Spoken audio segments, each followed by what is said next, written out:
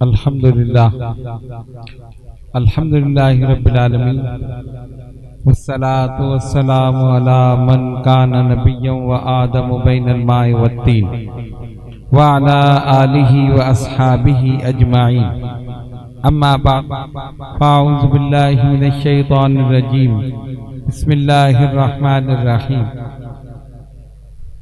मन अमिला सालिहन मिन ज़करिन औ उन्सा वहुवा मुमिनुन फलनुहयिन्नहु हयातन तय्यिबा सदक़ल्लाहुल अज़ीम।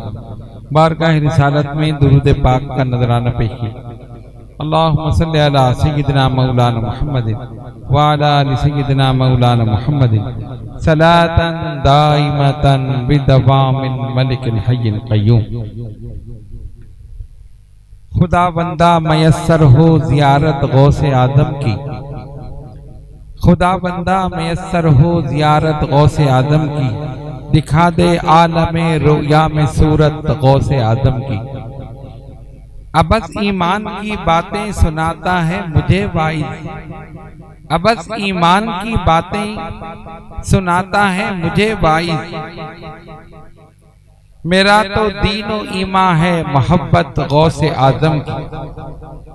गया महरूम दुश्मन भी न हरगिज आपके दर से, गया महरूम दुश्मन भी न हरगिज आपके दर से। बनाई थी अजब हक ने तबीयत गौसे आदम की। गया खिदमत में जो काफिर मुसलमान हो के वो आया, गया खिदमत में जो काफिर मुसलमान हो के वो आया। कुछ ऐसी रखती थी तासीर सोहबत गौसे आदम की। सरों पर अपने शाहाने जहां रखें कदम उनके, सरों पर अपने शाहाने जहां रखें कदम उनके। जरा भी जिस पे हो जाए इनायत गौसे आदम की। तमन्ना ये है पहुंचा दे खुदा बगदाद तक मुझको, तमन्ना ये है पहुंचा दे खुदा बगदाद तक मुझको। लगा लूं जाके आंखों से मैं जाली गौसे आदम की। जब उनका वास्ता देकर दुआ की हो गया मतलब, जब उनका वास्ता देकर दुआ की हो गया मतलब। खुदा की बारगाह में ये है अजमत गौसे आजम की।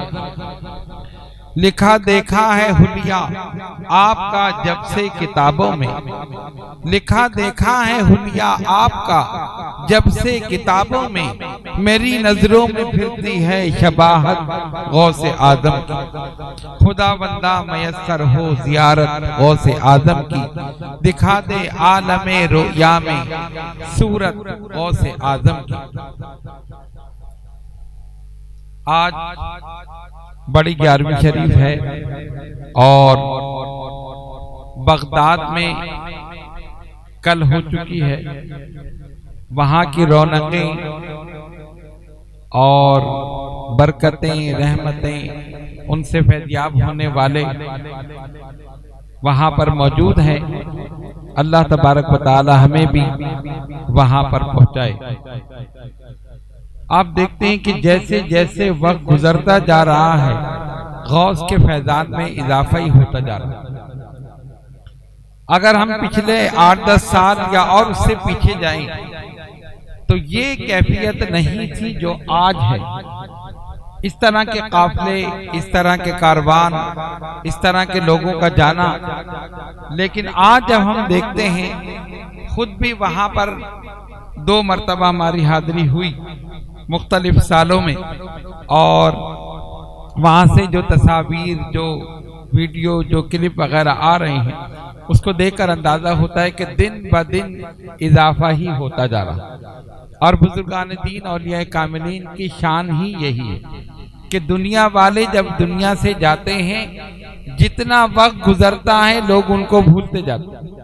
कोई 1 महीने, कोई 1 साल, कोई 10 साल, कोई 20 साल, और उसके बाद नसिया मनसिया हो गई। कौन था, कहाँ पैदा हुआ, कहाँ मरा, किसी की तो कब्र कभी पता नहीं चलता। लेकिन अल्लाह के ये नेक और बरगुज़ीदा बंदे जब इस दुनिया से जाते हैं तो जो इनके तसर्रुफात इस दुनिया में होते हैं, विसाल के बाद उसमें मजीद इजाफा हो जाता है। मजीद इजाफा हो जाता है। लोग इतराज करते हैं कि नहीं ये कैसे होता है, ये किस तरह है। एक आदमी को आपने दफन कर दिया, खुद आपने नहलाया, उसको कफनाया, अपने हाथों से कंधा दिया, कब्र में उतारा, और फिर आप कहते हैं ये मदद कर रहा है, फिर आप कहते हैं ये देख रहा है, फिर आप कहते हैं ये सुन रहा है, फिर आप कहते हैं कि इसने दूर से देखा, तसर्रुफ किया। ये सारी चीजें वजह क्या है? उनकी नजर जिस्म पर है, हमारी नजर रूह पर। हमने जिस्म को नहलाया है, हमने जिस्म को दफनाया है, हमने जिस्म को कंधा दिया है। रूह जिंदा है, रूह को मौत नहीं है, रूह जिंदा है। तो गौर करो, जब रूह जिस्म में थी, जिस्म के इस पिंजरे में कैद थी, तब उसकी परवाज का ये हाल था कि बगदाद में बैठकर डूबते जहाजों को पार लगा दे। तो जब वो जिस्म के पिंजरे से आजाद हो जाए तब उसके तसर्रुफात क्या हो। हकीकत है ना भाई, किसी परिंदे की परवाज आप उसको पिंजरे में बंद करके देखेंगे या फिजा में छोड़कर? उसको पिंजरे से निकालो, फिजा में छोड़ो, फिर देखो उसकी परवाज क्या है, कहां तक जाती है। तो जब उनकी मुकद्दस रूहें पाकीज़ा जिस्मों में, इन पाकीज़ा जिस्मों के पिंजरों में बंद थी, तब उन्होंने इबादत, रियादत, मुजाहिदा, तकवा, परहेजगारी, ये तमाम चीजें कर कर अपने जिस्म को और इससे ज्यादा अपनी रूह को इतना ताकतवर बना लिया कि वहीं बैठे बैठे डूबते जहाजों को पार लगा। तो गौर करो, जब वो रूह जिस्म से आजाद हो जाए तब क्या कैफियत होगी। इसी चीज को आज बयान करने के लिए हम लताइफ अशरफी से गुफ्तगू करेंगे। हमारे सिलसिला अशरफिया के बानी तारिक सल्तनत महबूब यज़दानी हजरत मखदूम सुल्तान सैयद अशरफ जहांगीर समनानी नव्वरल्लाहु मरकदहू फरमाते हैं, लताइफ अशरफी में किसी ने पूछा, सवाल किया कि ये बुजुर्गान दीन जो तसर्रुफ करते हैं ये कैसे करते हैं? तसर्रुफ के माना घेर लेना, मदद करना, यानी एक आम जबान में आप ये समझ लें कि कोई कहीं से पुकारे उसकी मदद करना। हम कहते हैं रूहानी तसर्रुफात, रूहानी ताकत है, रूहानी कुव्वत है। ये कैसे करते हैं? तो मखदूम पाक ने फरमाया, तबकाते सूफिया में शेख अबुल हसन कज़वीनी रहमतुल्लाह अलैह, यानी एक बहुत बड़े बुजुर्ग गुजरे, आपने लताइफ अशरफी में उनका कौल नकल किया। फरमाते हैं कि उन्होंने ये फरमाया, मैंने मशाइखे किबार में 5 बुजुर्गों को देखा जो अपने विसाल के बाद इस तरह तसर्रुफ करते हैं जैसा कि अपनी जिंदगी में करते हैं। अब जिंदा इंसान जैसे किसी की मदद करता है, कोई पुकारे तो वो सुनता है, वो जवाब देता है, वो उसकी मदद के लिए पहुंचता है। तो कहते हैं 5 ऐसे मशाइख को मैंने देखा कि जो इस तरह तसर्रुफ करते हैं विसाल के बाद, कब्र में पहुंचने के बाद जिस तरह वो अपनी जिंदगी में करते हैं। और उन 5 मशाइख में वो फरमाते हैं कि उन 5 मशाइख में जो हैं उनमें एक हजरत शेख मारूफ करखी रहमतुल्लाह अलैह, हजरत शेख अब्दुल कादर जिलानी, हजरत शेख मुहिउद्दीन इब्ने अरबी, हजरत शेख अकील मसीही और हजरत शेख हुर्रानी क़ुद्दस सिर्रहुम। फरमाते हैं ये 5 मशाइख वो हैं जो इस तरह अपने विसाल के बाद तसर्रुफ करते हैं कब्रों में जैसा कि अपनी जिंदगी में करते हैं, यानी बिल्कुल उसी तरह जैसा कि जिंदगी में। अल्लाह तबारक व तआला ने इनको बड़ा मकाम अता फरमाया, बड़ा मर्तबा अता फरमाया। अच्छा, अब सवाल ये पैदा होता है कि ये तसर्रुफ जो करते हैं ये कैसे करते हैं? कब्र के अंदर, मनो मट्टी के नीचे। फिर वही बात आएगी कि मनो मट्टी के नीचे तो जिस्म है ना, रूह थोड़ी है। रूह तो आजाद। जिसने एतराज किया उसने जिस्म पर किया ना, कि भाई हम कहते हैं ना मुर्दा बदस्ते जिंदा, यानी मुर्दा जो है ना वो जिंदा के हाथ से जिंदा है। इसका मतलब ये है आपने जिधर मोड़ दिया उधर मुड़ गया। भाई जब आप नहलाते हैं ना उसको इधर करवट दिलाई वो उधर हो गया, उधर की तो उधर हो गया। इसको कहते हैं मुर्दा बदस्ते जिंदा, यानी जिंदा ने जैसा मुर्दे को जिस तरफ किया वो उसी तरह हो। आपने कब्र में उतार दिया वो बेचारा उतर गया। क्यों? जिस्म बेजान है, जिस्म से रूह निकल गई, लेकिन रूह को मौत नहीं है, रूह मौजूद, रूह जिंदा है। और जिसने अपनी रूह को जिंदगी में ताकतवर कर लिया, मरने के बाद भी उसकी रूह उसी तरह ताकतवर, उसकी रूहानियत में उसी तरह इजाफा है। अब ये कहते नहीं कैसे, हमने कहा सुनो, अब देखें जितनी भी करामात हम बयान करते हैं तो ये मुखालिफिन आके इतराज करते हैं नहीं जी नहीं ये नहीं हो सकता। एक आदमी इधर बैठा है वो उधर से पुकार रहा है, इसने इधर सुन लिया, जवाब दे दिया, उसने मदद कर दी। हालांकि सुनने का तो आप एतराज कर ही नहीं सकते। साइंस ने जो तरक्की की है, अमेरिका में एक बैठा है एक पाकिस्तान में बैठा है, दोनों एक दूसरे से बात कर, एक लफ्ज अमेरिका में बैठने वाले के मुंह से निकला और चंद सेकंडों में पाकिस्तान में बैठने वाले के कान तक पहुंच गया। पहुंचा नहीं पहुंचा? सुनते हैं ना मोबाइल के जरिए, इस पे कोई इतराज नहीं है। इतनी दूर से बैठा कैसे सुन लिया? अच्छा शुरू में तो PTCL था, तार होते, आगे चल के वो भी खत्म हो, फिर mobile, WhatsApp, Google, internet, YouTube, सारी चीजें। साइंस ने तरक्की की कि जो रेज हैं, जो हवा है, इसके जरिए आवाज दूर तक पहुंचाई जा सकती है। आवाज हवा के जरिए दूर तक पहुंचाई जा सकती है, रेस के जरिए, शुआओं के जरिए और दीगर चीजें। उन्हीं को उन्होंने जमा किया और सैटेलाइट छोड़ा ऊपर, जमीन पे नहीं, ऊपर सैटेलाइट, वहां से इसका कनेक्शन हुआ। और जो लोग ये जानते हैं आप उनसे पूछ सकते हैं कि दो आदमी अगर बराबर बैठकर एक दूसरे को फोन करें तो क्या होगा? फोन फौरन इधर नहीं जाएगा, पहले वो जाएगा ऊपर, ऊपर से वो नीचे भेजेगा, फिर वो उसके फोन तक आएगा। लेकिन कितनी जल्दी होगा? इधर मिलाया उधर उठा लिया, है ना? तो ये सैटेलाइट के जरिए। लेकिन अगर सैटेलाइट से ताल्लुक है तब, ताल्लुक नहीं है तो नहीं। अगर आपकी बैटरी, आपकी तो खैर नहीं, आपके फोन की बैटरी अगर खराब है तो नहीं होगा, और अगर लाइट चली जाए तब भी नहीं होगा, और बहुत सारी चीजें हैं। ये सारी चीजें होना जरूरी है। हम अहले सुन्नत व जमात, हमारा अकीदा यही है, नबी पाक अलैहिस्सलातु वस्सलाम देखते हैं, सुनते हैं, जवाब देते हैं, मदद करते हैं।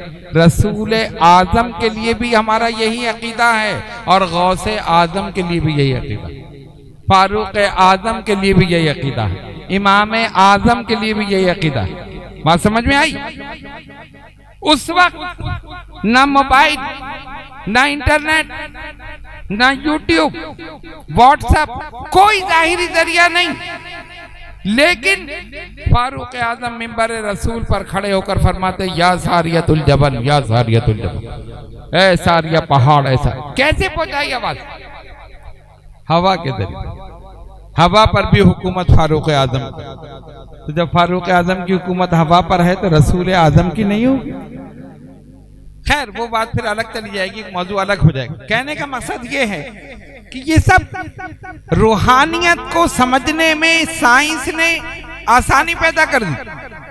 कैसे सुनते हैं? हमने कैसे ही सुनते हैं जैसे तो मोबाइल। कहते उनके पास तो मोबाइल नहीं है, उनका दिल ही मोबाइल है, ये रूहानी मोबाइल है। यहीं पर किसी के हाथ पे तुमने बैत कर ली, तुम्हें सिम मिल गई, सिम मिल गई। अब इसको चार्ज कराओ, नंबर भी मिल गया, और उसको चार्ज कराने के लिए शजरा भी दे दिया। ये सारी चीजें पढ़ते रहो, ये चार्ज होता रहेगा। इस मोबाइल को चार्ज कराओ, और जब चार्ज कराओगे तो यहीं बैठे बैठे मदीने में भी बात हो जाएगी, बगदाद में भी बात हो जाएगी। लेकिन सही होना जरूरी है, फोन का सही होना भी जरूरी है, सिम भी लेना जरूरी है। तो जब बैत कर ली तो सिम मिल गई, लेकिन अब ला इलाहा इल्लल्लाह से इसको चार्ज करते रहो। अब वो कहते नहीं जी नहीं, हमें तो नजर नहीं आते, हमारी तो नहीं सुनते, मदद नहीं करते। कोई झगड़ने की जरूरत नहीं, कोई दलील देने की जरूरत नहीं। समझ लो इसके पास सिम ही नहीं है, ये बात कहां से करेगा? इसके पास मोबाइल ही नहीं है, बात कहां से करेगा? ना ये किसी के हाथ पे बैत है, ना इसने किसी बुजुर्ग की सोहबत में जिंदगी गुजारी, ना इसने मोबाइल लिया, ना इसका दिल साफ है, कैसे बात होगी? दिल के आईने में तस्वीर यार जब जरा गर्दन झुकाई दे तो वो कैसे? इसको साफ करो, इसको पाक करो। खैर, तो 5 मशाइख इसी तरह तसर्रुफ करते हैं जैसे जिंदगी में करते थे, और उन 5 के नाम हमने आपको बता दिया। अच्छा अब आइए आगे चले। लताइफ अशरफी में मखदूम पाक ने गौसे पाक का एक इरशाद नकल किया, मशहूर इरशाद, कदमी हाज़िही अला रक़बती कुल्ले वलीउल्लाह। मेरा कदम हर वली की गर्दन पर, हर वली की गर्दन पर।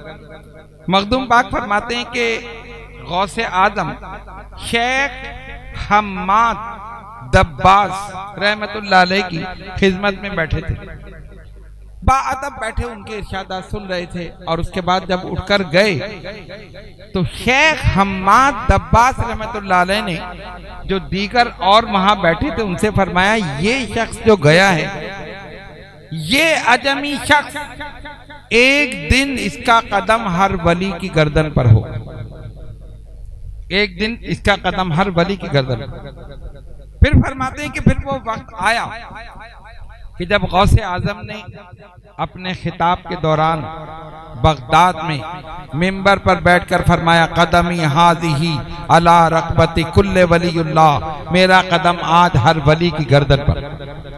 तो हजरत शेख अली हेती रहमतुल्लाह अलैह आगे बढ़े। अच्छा, मखदूम पाक फरमाते हैं उस वक्त उस महफिल में 50 मशाइख मौजूद थे, 50। ये तादाद सिर्फ लताइफ अशरफी में मौजूद है, दीगर कुतुब में ये तादाद हमें नहीं मिली, हो सकता है किसी में लिखी हो, लेकिन लताइफ अशरफी में तादाद भी है कि 50 मशाइख मौजूद थे जब गौस ने फरमाया। तो हजरत शेख अली हेती रहमतुल्लाह अलैह आगे बढ़े, मिंबर के करीब पहुंचे, गौस पाक का कदम उठाकर अपनी गर्दन पे रखा, छू गए, गर्दन पे रखा और कहा, आपका कदम मेरी गर्दन। और वो 50 जो वहां मौजूद थे उन सब ने अपनी गर्दनों को झुका लिया, ए गौस आपका कदम हमारी गर्दन। और यही नहीं बल्कि पूरी दुनिया में जहां जहां मशाइख मौजूद थे सब ने अपनी गर्दनों को झुकाया और कहा, है गौस आपका कदम हमारी गर्दन पर। और एक रिवायत के मुताबिक सुल्तानुल हिंद वलीयुल हिंद ख्वाजा खाजगा मोइने बेकसा वालिये हिंदुस्तान अताए रसूल ख्वाजा मोइनुद्दीन चिश्ती अजमेरी खुरासान की पहाड़ियों में चिल्ला कशी फरमा रहे। गौस ने बगदाद में फरमाया, मेरा कदम हर वली की गर्दन पर है। गरीब नवाज ने वहीं सर को झुका दिया और इतना झुकाया कि जमीन के साथ लगा दिया। कहा, गौस आपका कदम न सिर्फ मेरी गर्दन पर, मेरे सर पर, मेरी आंखों पर भी आपका कदम। उधर गौस ने सुन लिया। अब देखो, कोई मोबाइल नहीं है, बगदाद में गौसे आजम ने फरमाया, खुरासान ने गरीब नवाज ने सर झुकाया, इधर गौसे आजम ने सुन लिया और देख भी लिया। उसी वक्त फरमाया, गयासुद्दीन के बेटे मोइनुद्दीन ने हमारे इस इरशाद पर अपनी गर्दन को इतना झुकाया कि जमीन के साथ लगा दिया। हमने उन्हें सुल्तानुल हिंद बना दिया। कयामत तक सुल्तानुल हिंद। कितनी सल्तनतें आई, खत्म हो गई, मेरे ख्वाजा की सल्तनत उसी तरह। ये 2 साल की सल्तनत क्या, 10 साल की सल्तनत क्या, 20 साल की सल्तनत क्या, वो है जो हमेशा रहे। कितनी सल्तनतें आई, हुकूमतें खत्म हुई और हिंदुस्तान के बड़े बड़े सुल्तान अपनी पेशानी गरीब नवाज के दर पे झुकाने में फख्र महसूस करते। तो सुल्तान ये है या सुल्तान ये है? एक अंग्रेज औरत आई, हिंदुस्तान का दौरा किया, अजमेर गई, वहां पर लोगों को देखा, वापस जाकर उसने एक किताब लिखी और उसने कहा मैंने हिंदुस्तान में एक कब्र ऐसी देखी है जो जिंदा लोगों पर हुकूमत कर रही है। एक कब्र ऐसी है जो जिंदा लोगों पर हुकूमत कर रही है। अच्छा, मखदूम पाक ने जब ये फरमाया ना, वो जो पहले मैंने इरशाद आपका पेश किया तसर्रुफ के बारे में कि 5 औलिया तसर्रुफ करते, तो शेख कबीर मखदूम पाक के खलीफा, उन्होंने फौरन सवाल किया, हजरत हिंदुस्तान में ऐसे लोग हैं? ये तो आपने बताया ना कि उधर के गौसे आजम और मोहिउद्दीन इब्ने अरबी ये सब उस तरफ के हैं ना, मतलब एशिया के तो नहीं, हिंदुस्तान के तो नहीं है। तो हिंदुस्तान में ऐसे औलिया हैं जो मरने के बाद भी तसर्रुफ करते हो? आपने फरमाया सुनो, मशाइख के माबैन फर्क ना करो और मशाइख में एक को दूसरे पर तरजीह ना दो, सूए अदब है। फिर फरमाया हाँ, हिंदुस्तान में मेरे पीरो मुर्शिद हजरत अलाउद्दीन गंजे नबात रहमतुल्लाह अलैह उसके अंदर, और फिर ख्वाजा निजामुद्दीन औलिया महबूब इलाही उसमें है, फिर बाबा फरीद शकरगंज उसमें है, फिर कुतुबुल अख्ताब कुतुबुद्दीन बख्तियार काकी उसमें शामिल है, और फिर सुल्तानुल हिंद गरीब नवाज भी उसमें शामिल। ये हिंदुस्तान के वो मशाइख हैं जो मरने के बाद, कब्र में जाने के बाद भी इसी तरह तसर्रुफ करते जैसे जिंदगी में करते। ये मखदूम पाक ने ज़ाइफ अशरफी में फरमाया। अच्छा, गौस ने फरमाया मेरा कदम हर वली की गर्दन पर। तो एक रिवायत में यह आया कि सबने सर झुकाया।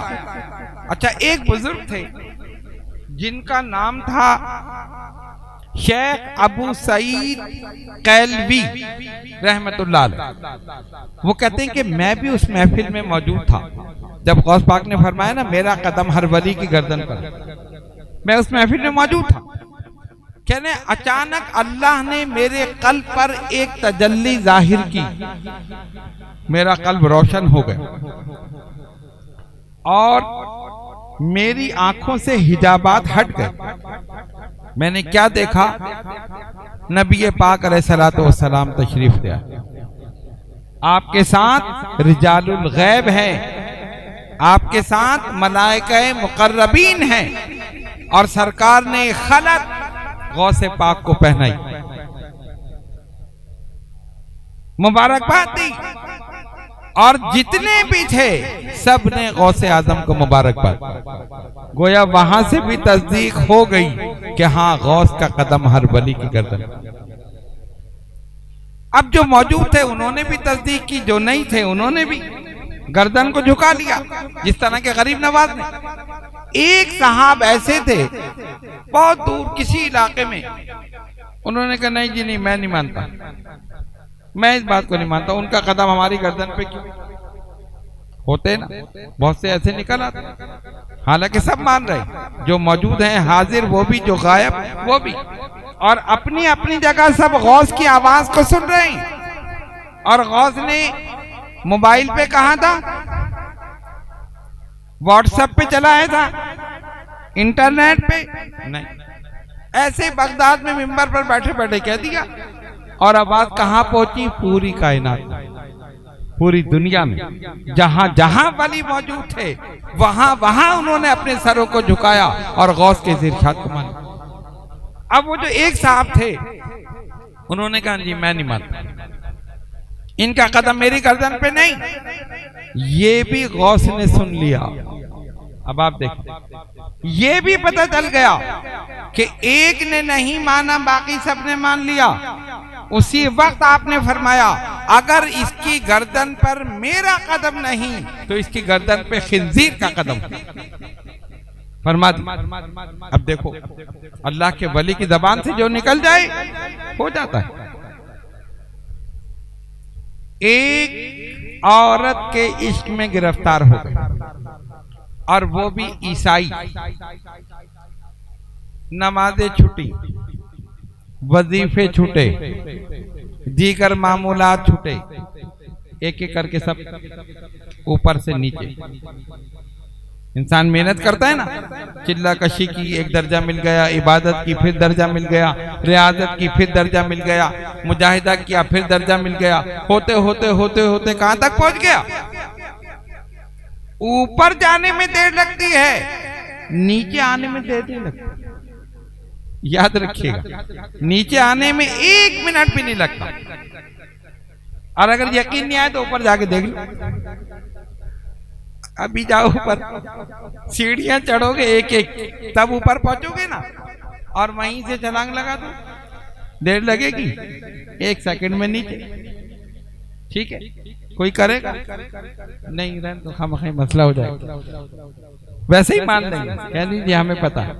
अब इन्होंने इबादत की, रियाजत की, मुजाहिदा और मुरीदीन भी, लेकिन गौस का हुक्म नहीं माना। मैं नहीं मानता इनका कदम मेरी गर्दन पर। फरमाया अगर मेरा कदम नहीं तो खिंजीर का कदम। उस लड़की के इश्क में गिरफ्तार हुए, सारी चीजें छोड़ दी, ऊपर से नीचे आ गए। उसके पास एक खिंजीर था, उसको लेकर चल रही, वो भी साथ साथ जा रही। उसने कहा ऐसा करो, इसको कंधे पे उठा लो। इन्होंने उठा लिया। गौस का इरशाद पूरा हो, अगर मेरा कदम नहीं है तो इसकी गर्दन पे खिंजीर का कदम। अच्छा, जब ये हुआ तो उनका एक मुरीद था, उसने देखा कि अरे ये पीर साहब ने तो बड़ी अजीब बात कही। गौसे आजम, वलियों के सरदार, और उनके मुतालिक वो फौरन वहां से रवाना हो गया। सफर करते करते करते बगदाद पहुंचा और गौस पाक की खिदमत में रहने लगा। कुछ कहा नहीं, ऐसे ही रहने लगा। खिदमत कर रहा है, जूतियां सीधी कर रहा है, सफाई कर रहा है, ये कर रहा है, बस कुछ कहा नहीं। गौस पाक तो समझ गए क्यों आया है, किसका मुरीद है, किस लिए आया है। बताओ या ना बताओ, वली की निगाह तो एक्सरे कर लेती ना। क्यों आया? आपने भी कुछ नहीं कहा, ना आपने पूछा, ना उसने बताया, ना उसने कुछ अर्ज किया कि मैं क्यों आया। वो भी बड़ा चालाक था, इंतजार करता रहा कि देखो, और आया इसीलिए था कि मेरा पीर गुमराह हो गया, उसको हिदायत मिल जाए। इन्हीं की गुस्ताखी से तो हुआ है, यही माफ कर देंगे तो फिर हिदायत मिल जाएगी। उधर उन्होंने खिंजीर को उठा लिया, गौस पाक का इरशाद पूरा हो गया। फिर उस लड़की ने कहा शराब पियो, इन्होंने शराब का प्याला उठाया। अब बिल्कुल ही कोई कसर नहीं थी, यानी आखिरी बॉर्डर पर थे कि गौसे आदम ने फरमाया एक मुरीद का पीर गुमराह हो रहा है, एक मुरीद का पीर गुमराह हो रहा है। आगे बढ़ा और गौस के कदमों पे सर रख दिया, हुजूर बचा ले, हुजूर बचा ले, माफ कर दे। जब मिन्नत की, खुशामद की, फरमाया जा हमने माफ कर दिया। और वहीं से निगाह डाली तो उसकी आंखों से गोया पर्दे हट गए, उसको होश आ गया, अरे ये मैंने क्या किया, वो मेरी इबादत रियाजत किधर गई, और मैं इसके इसमें लात मारी उसको और भागा वहां से और सीधा गौसे पाक की खिदमत में पहुंच गया। आपने माफ कर दिया और फिर उसी दर्जे पर फाइज। ये है अल्लाह के वली की शान। तो जो वलियों का सरदार हो उसका मकाम क्या हो, उसका मर्तबा क्या होगा। तो हम ये सारी चीजें जब बयान करते हैं ना तो लोग कहते नहीं जी नहीं, ये नहीं हो सकता। तो मैं आखिर में बस इसका हल पेश करूंगा। 100 फुक़हा फकीह गौस पाक की खिदमत में आए। उन्होंने देखा ना शोहरत हो रही है, क्योंकि आप आलिम बामल भी थे, सूफी बासफा भी थे, मुर्शिद कामिल भी थे, रहबर शरीयत और रहनुमाए तरीकत, दोनों चीजें। दिन में पढ़ाते थे, रात में इबादत करते थे। उनकी रातें खुदा के लिए और दिन मखलूक खुदा के लिए। तलबा आते हैं, तालीम भी दे रहे हैं, तफसीर भी पढ़ा रहे हैं, हदीस भी पढ़ा रहे हैं, कुरान भी पढ़ा रहे हैं, सारी चीजें। और उसके साथ साथ तज़किया नफ्स भी फरमा रहे हैं, अपनी करामात भी दिखा रहे हैं, जाहिर और बातिन को पाक भी कर रहे हैं।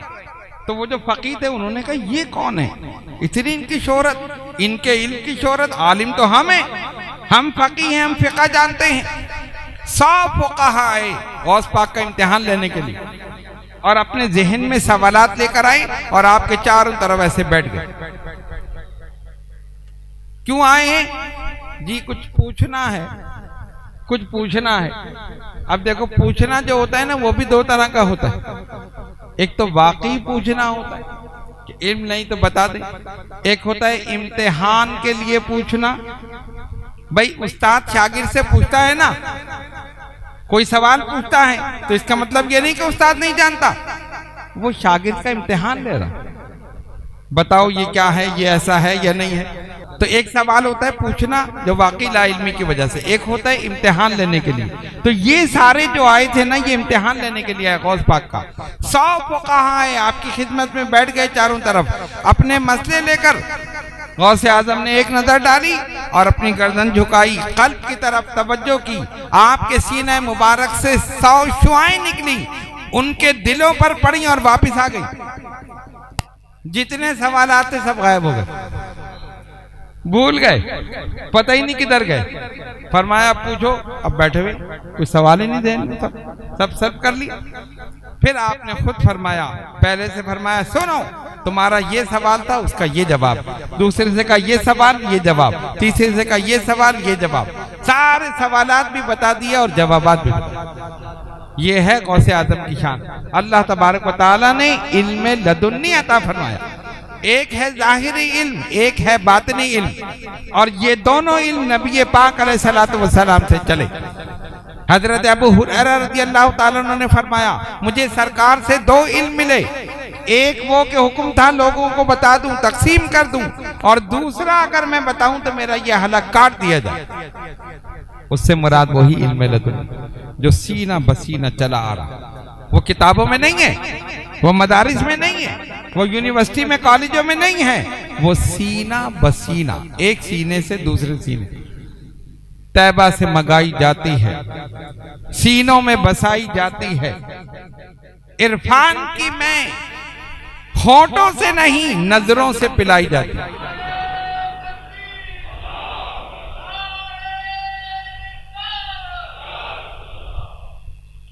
नजरों से पिलाई जाती है। तो ये इल्म नजरों से पिलाया जाता है। नजर नजर से मिल गई, बात मुंतकिल हो, इल्म मुंतकिल हो। खैर तो सैयदना गौसे आजम शेख अब्दुल कादिर जिलानी हसनी अल हुसैनी रज़ियल्लाहु ताला अन्हु की शान बहुत बुलंद है। दरियाए दजला में तो यानी आती है, अपना असा लेकर गए और जाकर दरिया आगे बढ़ा ना, तो जहां तक दरिया की हद थी जिससे वो आगे बढ़ गया था, वहां जाकर असा गाड़ दिया। फरमाया बस इससे आगे नहीं बढ़ना है। ये कहकर अपने उजरे में आ गए, पानी वापस जाना शुरू हो गया और उसी मकाम पर रुक गया जहां पर असा मुबारक गाड़ा। ये है गौसे आज़म, उनकी हुकूमत दरियाओं पर। खैर बहरहाल करामतें तो इस तरह बहुत हो जाएंगी। आखिरी बात करके बस मैं अपनी गुफ्तगू को ख़त्म करूं। कहने का मतलब ये है कि ये जितनी करामात हम बयान करते हैं, तो ये जो दूसरे लोग हैं ना, ये हंसते हैं। सोशल मीडिया पे आप देखें आजकल किस किस्म की बातें हो रही हैं और किस किस्म की चीज़ें चल रही हैं। अरे ये कैसे हो गया, एक इंसान ने कैसे कर दिया, वो दुनिया से चले गए फिर भी वो सुन रहे हैं, दुनिया से चले गए फिर भी तसर्रुफ कर रहे हैं, दुनिया से चले गए। हमने कहा इन सब का जवाब एक हदीस पाक से बस, और वो भी बुखारी की हदीस। एक हदीस से सब सवालों का जवाब। अगर तुम हदीस को मानते हो, मैं पूरी हदीस नहीं पढ़ रहा, उसका सिर्फ टुकड़ा बयान कर रहा हूँ। यतक़र्रबु इलैया बिन नवाफिल, अल्लाह फरमाता है नवाफिल के जरिए बंदा मेरा कुर्ब हासिल करता है। फकुन्तु समाहुल्लज़ी यस्माउ बिही, मैं उसके कान बन जाता हूँ जिससे वो सुनता है। व बसरहुल्लज़ी युबसिरु बिही, मैं उसकी आंख बन जाता हूँ जिससे वो देखता है। व लिसानहुल्लज़ी यतकल्लमु बिही, मैं उसकी जबान बन जाता हूँ जिससे वो बोलता है। व रिजलहुल्लती यमशी बिहा, मैं उसके पैर बन जाता हूँ जिससे वो चलता है। वो बंदा खुदा नहीं हो जाता, खुदा की सिफात का मजहर होकर हर जगह से सुनता है, हर जगह से देखता है, हर जगह जाता है, हर जगह तसर्रुफ करता है। जब अल्लाह फरमा रहा है मैं उसकी आंख बन जाता हूं, तो अल्लाह हर जगह देखता ही है नहीं, तो बंदा उसकी सिफत का मजहर बनकर वो भी फिर हर जगह।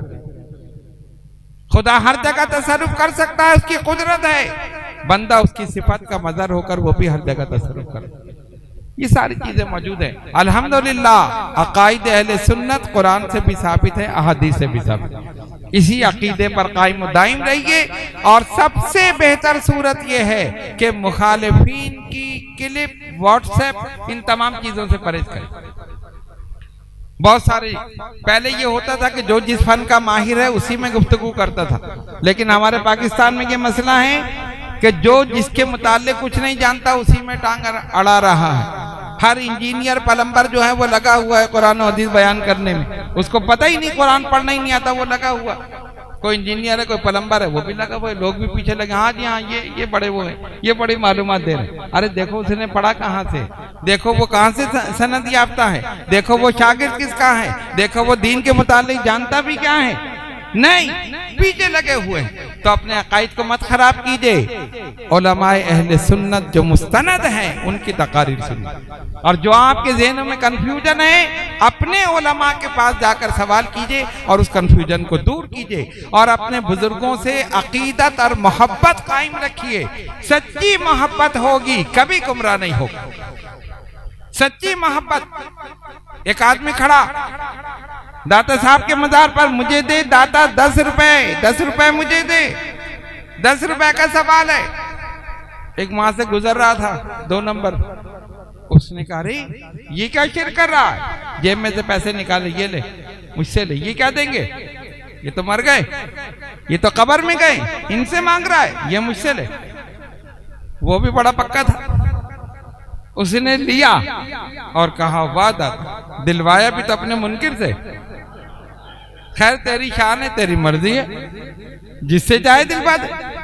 ये अकीदा होना चाहिए, ये अकीदा होना चाहिए। अगर ये अकीदा होगा तो हिदायत पर रहोगे। गौसे आजम आज भी निगाहे करम फरमा रहे हैं, गौसे आजम आज भी तसर्रुफ फरमा रहे हैं। और मैं पूरे यकीन के साथ कहता हूँ इस महफिल पर भी गौसे आजम की नजर, और इंशाअल्लाह जो भी आया है खाली नहीं जाएगा, फैज़याब होकर जाएगा। जहां उनको पुकारा वहीं पहुंच गए, लेकिन यकीन के साथ होना चाहिए, यकीन के साथ। तो इन तमाम चीज़ों को अपने पेश नज़र रखिए। हमने लताइफ अशरफी से चंद चीज़ें आपके सामने बयान की, वरना इसमें काफ़ी तफसील मखदूम पाक ने बयान फरमाई है। कहने का मकसद ये है कि अल्लाह तबारक व तआला ने ये दर्जे, मर्तबे, मकामात इन बुजुर्गों को अता फरमाए हैं। तो जो भी इनसे सच्ची अकीदत रखता है अल्लाह तबारक व तआला इन सदक़े में उसकी मुश्किलों को हल कर दे। तो हम अपनी परेशानियों को दूर करने के लिए, अपनी आक़िबत को दुरुस्त करने के लिए इन बुजुर्गान दीन औलिया कामिलीन से ताल्लुक़ कायम रखते हैं, रखने की कोशिश करते हैं, इनके हाथ पर बैत करते हैं, उनका जिक्र मुबारक करते हैं, इसीलिए ताकि यहाँ भी कामयाब हो और वहाँ भी कामयाब। बस आखिरी पैगाम यही है कि अपने बुजुर्गों से सच्ची अकीदत रखिए, सच्ची मोहब्बत रखिए और यकीन के साथ उनको पुकारिए। तो फिर देखें कि जब यकीन के साथ पुकारेंगे यकीनन वो आपको जवाब देंगे, यकीनन आपकी मुश्किल वो हल करेंगे। अल्लाह तबारक व तआला हम सबको अमल की तौफीक अता फरमाए और हुजूर गौसे आजम सैयदना शेख अब्दुल कादिर जिलानी हसन अल हुसैनी रज़ियल्लाहु ताला अन्हु की निगाह करम, उनके रूहानी तसर्रुफात, इन तमाम चीज़ों से हम सबको मुस्तफीद फरमाए। वाखिर दावाना अनिल हम्दुलिल्लाहि रब्बिल आलमीन।